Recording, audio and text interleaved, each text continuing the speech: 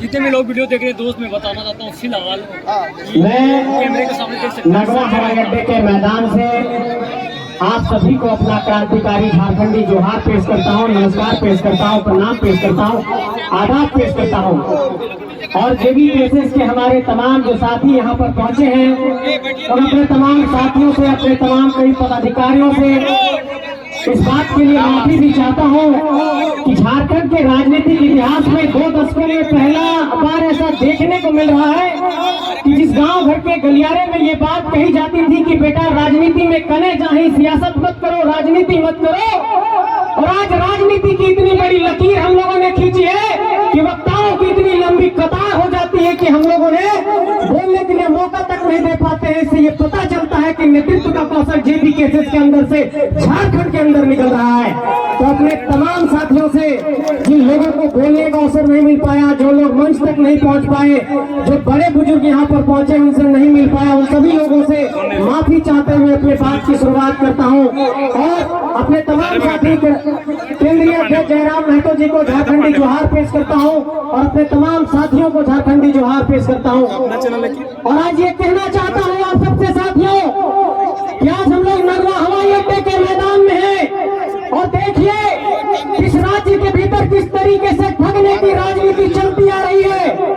इस इलाके में एक बहुत बड़े शख्सियत हुए जो वित्त मंत्री बने, विदेश मंत्री बने और उनके पुत्र भी केंद्रीय वित्त राज्य मंत्री बने, उनके पुत्र केंद्रीय उड्डयन राज्य मंत्री बने। इसका मतलब कि जो मिनिस्ट्री हवाई अड्डा बनाता है उसी मिनिस्ट्री के वो मंत्री रहे और उसके बाद इसी हवाई अड्डे के मैदान पर 2 ईंट जोड़ करके उन्होंने कहा था कि हवाई चप्पल पहनने वाला भी हवाई जहाज पर चढ़ेगा और नगवा हवाई अड्डा के मैदान से जहाज उड़ेगा। लेकिन दुर्दशा ये है कि यहाँ के रैयतों को आज तक मुआवजा नहीं मिल पाया है। ऐसे लोगों को पहचानना होगा मेरे साथियों। ये तो जमीन की बात हुई, लेकिन एक बात मैं कहना चाहता हूँ कि झारखंड के भीतर चाहे वो जमीन की बात हो, चाहे वो नौकरी की बात हो, चाहे वो नेतृत्व की बात हो, चाहे वो पुनर्वास की बात हो, चाहे आपके मुआवजे की बात हो, हर पहलू पर आप ठगे गए हैं। और आपको इस बात की मैं गिनती गिना देना चाहता हूँ कि सामने देखिए बड़का गांव है, वहाँ पर अडानी आया, एनटीपीसी आया, तमाम लोग विस्थापित हुए और आज वहाँ पर लगातार सड़क की दुर्घटनाएं होती है। कटकम दाग में बानाबाग का कोल साइडिंग है, कटकम सांडी में कोल साइडिंग है। इन तमाम परियोजनाओं में आप देखिए कि कोल खनन के परियोजनाओं में जो लोग आपके बीच में माफिया बन करके बन रहा है, आपके बीच में आपका माफिया भी कोयला वाला जो है वो हाजीपुर से आ रहा है, बलिया से आ रहा है। मैं अपने माटी के लोगों से ये सवाल करना चाहता हूँ कि जिस तरीके से 23 सालों में ये झारखंड को लूटा गया, जिस तरीके से इस धरती को बर्बाद किया गया, झारखंड में जेपीएससी की परीक्षा नहीं हुई, हम लोगों ने देखा कि जेपीएससी की परीक्षा में देरी हुई, हम लोगों ने देखा कि सीजीएल की परीक्षा में देरी हुई। मैं इन पहलुओं को इसलिए गिना रहा हूँ कि आपके नौकरी को भी 20 लाख 25 लाख रुपए में दूसरे राज्यों के लोग सेटिंग गेटिंग से खरीद रहे हैं। आपके बीच आपका नेता है नहीं, आपके जमीन जो है सो कोयला परियोजना में चले गए, आपके जमीन एयरपोर्ट में चले गए।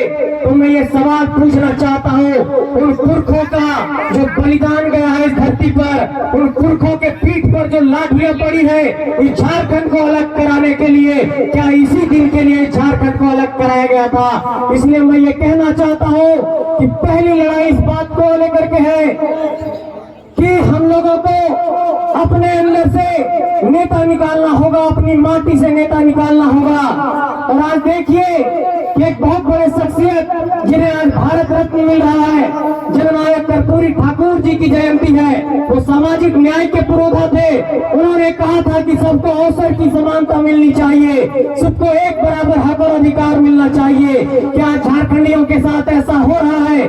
हमारी जमीन ली जाती है, हमें मुआवजा नहीं दिया जाता है। हमारे लोग जब आते हैं नेतृत्व करने के लिए तो उनका माखौल उड़ाया जाता है या फिर उन्हें केस मुकदमे की राजनीति से हाशिए पर धकेल दिया जाता है। इसलिए हजारीबाग की धरती से आज ये ऐलान करना चाहता हूँ कि झारखंड के नौजवानों ने ये जो नई क्रांति की ज्वाला जलाई है, इस क्रांति की ज्वाला को आप लोगों को गांव-गांव तक लेकर के जाना होगा और घर-घर तक लेकर के जाना होगा। और तमाम मंचों से मैंने ये जाकर के ऐलान किया और इस मंच से भी एक बात का ऐलान कर रहा हूँ। और मैंने एक बात कहा था बार बार कि एक ही संदेश बार बार दूंगा और वही संदेश फिर से दोहरा रहा हूँ कि आपके बीच नजर दोहराइए कि हजारीबाग के सांसद बक्सर से आकर के बने हैं, पलामू के सांसद बक्सर से आकर के बने हैं, रांची के सांसद राजस्थान से आकर के बने हैं, धनबाद के सांसद बलिया से आकर के बने हैं, गोड्डा के सांसद भागलपुर से आकर के बने हैं और यहाँ पर पलामू के सांसद भी बक्सर से आकर के बने हैं। मैं ये सवाल पूछना चाहता हूँ कि क्या झारखंड की माटी 5-6 गई है कि अपना नेता नहीं निकाल सकता है? आपको अपना नेता निकालना होगा अपनी धरती से, ये मैं कहना चाहता हूँ मेरे साथियों। और लोग ये सवाल करते हैं कि कहां से नेतृत्वकर्ता निकालोगे? हम लोगों ने उन लोगों को बार बार जवाब दिया, किसी धरती पर अखिलराम महतो पैदा हुए, किसी धरती पर निर्मल महतो पैदा हुए, इसी धरती पर सिद्धू कानू पैदा हुए, इसी धरती पर नीलांबर पीताम्बर पैदा हुए, इसी धरती पर शेख भिखारी पैदा हुए, इसी धरती पर नादिर अली पैदा हुए, इसी धरती पर जयमंगल पांडे पैदा हुए। तो इसी धरती पर 81 सांसद और 81 विधायक और 14 सांसद भी निकलेगा, इस बात का आपको भरोसा दिलाना चाहता हूँ। और ये बात साफ तौर पर आप लोगों को कह देना चाहता हूँ कि हम लोगों को जिस तरीके से झारखंड के भीतर एक हिकारत की दृष्टि से देखा गया, ये नौजवान लड़के क्या कर लेंगे, लेकिन जब तो चाची की गलियों से निकल करके पूरे झारखंड में जब स्कॉर्पियो की छत पर एक माटी का सपूत दहाड़ने लगा और जब झारखंड की गलियों गलियों में ये क्रांति की आवाज गई तो लोगों ने कहा कि नहीं, इनकी बात में तो दम है, इनकी बात जायज है, ये बात तो सही कह रहे हैं। और उसके बाद आज देखिए कि 2.5 सालों में तमाम जेबी केसेस के कार्यकर्ताओं का नींद गायब है, वो सोते नहीं है, रात भर जगते हैं। तमाम क्रांतिकारी साथी लगातार अलग अलग जगहों पर जाकर के झारखंड में क्रांति की ज्वाला को जला रहे हैं। लेकिन उन पुलिस महकमे से, षड्यंत्रकारियों से ये कहना चाहता हूँ कि हम लोगों पर ये बार बार आरोप लगाया गया, ये आंदोलन सिर्फ एक इलाके में है और एक जाति वर्ग तक सीमित है। हम लोगों ने ये चुनौती पेश किया कि इस आंदोलन को झारखंड के कोने कोने तक लेकर के जाएंगे। और आज की तारीख में आप देखिए कि झारखंड के जिस इलाके में भी सभा हुई वहाँ पर एक जनसैलाब उमड़ कर सामने आया है और लोगों ने ये आरोप हम लोगों पर लगाया था कि ये सिर्फ एक जातीय संगठन बन करके रह गया है। उन लोगों को ये कहना चाहता हूँ कि आपके सामने दमयंती मुंडा है, आपके सामने फरजान खान है, आपके सामने रिजवान अंसारी है, आपके सामने दिनेश साहू है। तो ये संगठन सबको साथ लेकर के चलने वाला संगठन है, ये कोई जातीय संगठन नहीं है। इस बात का ऐलान करना चाहता हूँ। और चाहे हमारे हसन भाई हो, चाहे रतन जी हो, चाहे बीरा सिंह जी हो, चाहे मोती जी हो, चाहे मनोज जी हो, चाहे रविशंकर जी हो और चाहे तमाम हमारे साथी हो, इस बात का मैं ऐलान करना चाहता हूँ कि ये संगठन सबको साथ लेकर के चल रहा है और झारखंड में तमाम फूल को एक माला में गोथने का काम कर रहा है। और इस माला को हम लोग झारखंड के सियासी हकूकों की लड़ाई में झारखंड के अंदर भागीदार बनना होगा, क्योंकि धरती पर नादिर अली और शेख भिखारी का भी खून बहा है। तो आपको भी सिद्धू कानू और बिरसा मुंडा के वंशजों के साथ, फिरोज बाबू के वंशजों के साथ, निर्मल बाबू के वंशजों के साथ झारखंड की इस क्रांति में कदम ताल करना होगा। तो आइए हम सब मिलकर झारखंड की क्रांति को एक नया आयाम देते हैं और जो 4 बिंदु 5 बिंदु हैं उन सभी पहलुओं पर एक बार अंतिम में आप लोगों का नजर दौड़ा देते हैं। ये लड़ाई किस बात को लेकर है? पहली लड़ाई इस बात को लेकर है कि झारखंड में स्थानीय नीति खतियान आधारित बने। दूसरी लड़ाई इस बात को लेकर के है कि झारखंड की नियोजन नीति में झारखंड के लोगों को प्राथमिकता मिले।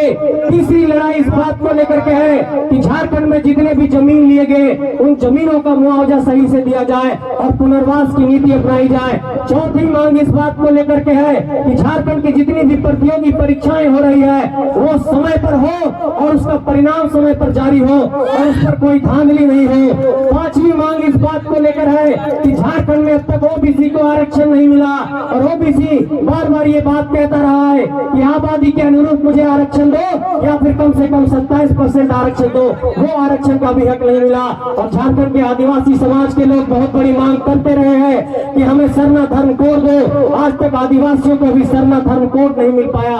तो ये कहना चाहता हूँ कि सरना धर्म कोड की मांग के साथ भी हम लोग आदिवासियों की भावना के साथ हैं। और अभी कुछ दिनों पहले ITI के विद्यार्थी मिले थे, वो कह रहे थे कि असिस्टेंट लोको पायलट में सिर्फ 6000 वैकेंसी निकाली गई है। तो सेंट्रल गवर्नमेंट से भी ये कहना चाहता हूँ कि ऐसे अभ्यर्थियों के लिए भी कम से कम 50,000 की वैकेंसी लाइए, तब तो ये लोग लोको पायलट बन पाएंगे।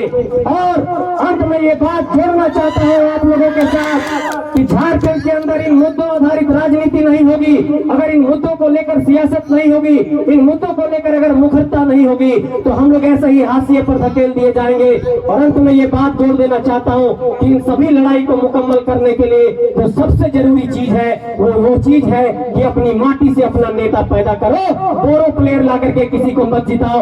ये बात का ऐलान यहाँ से मंच के माध्यम से करना चाहते हैं और ये साफ तौर पर कहना चाहते हैं कि झारखंड की गलियों से जो ये आवाज एक निकला है, ये आवाज तमाम इलाकों तक जाएगा और झारखंड के कोने कोने में अलग जगाएगा और ये अलग झारखंड में क्रांति की एक ज्वाला के तौर पर सबके बीच पहुंचेगी। तो आज हमारे बीच एक बहुत बड़े शख्सियत इस बीच शामिल हो रहे हैं, मैं उनका भी स्वागत करता हूं कि जो स्वर्गीय अकलू राम महतो थे, पूर्व मंत्री, उनके बेटे राजेश महतो जी आज यहाँ पर शामिल हो रहे हैं। केंद्रीय अध्यक्ष उनको माला पहना करके आज उनका स्वागत करेंगे। तो मैं उनका इस मंच पर स्वागत करता हूँ, तमाम साथियों का स्वागत करता हूँ, सभी को आभार प्रकट करता हूँ और हमारे बीच जितने भी लोग इस संगठन से जुड़ रहे हैं उन सबको साधुवाद देना चाहता हूँ। तो क्या इस लड़ाई में आप सब साथ देंगे? आप सबसे ये पूछना चाहता हूँ कि क्या अपनी माटी से अपना नेता पैदा करोगे या ऐसे ही बाहर के लोगों को पूछते रहोगे? ये सवाल आपके जहन में देना चाहता हूँ। उनका साथ देंगे। ये आज हमारे बीच शामिल हो रहे हैं और मैं चाहूंगा केंद्रीय डीजी से कि वो भी आ जाए, रिलेशन में शामिल कराएं। आज राजेश महतो जी जो पूर्व मंत्री अकलू राम महतो जी के बेटे हैं, बोकारो से आते हैं, आज संगठन में शामिल हो रहे हैं। इनका बहुत बहुत स्वागत है इस परिवार में, जेबी केसेस के इस परिवार में। और इस परिवार की एक सबसे बड़ी खासियत है कि इस परिवार के भीतर सब गांव भर के लोग हैं, खेत के लोग हैं, खलिहान के लोग हैं, खेती बाड़ी करने वाले लोग हैं, किसान मजदूर के बेटे हैं।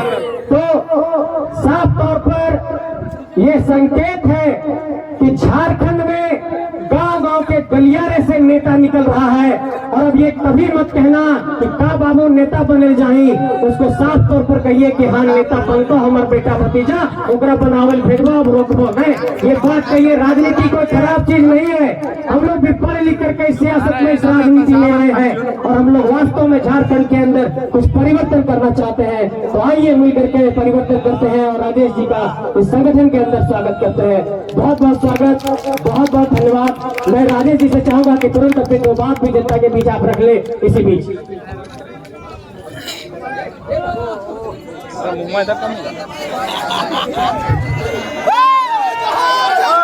जय झारखंड।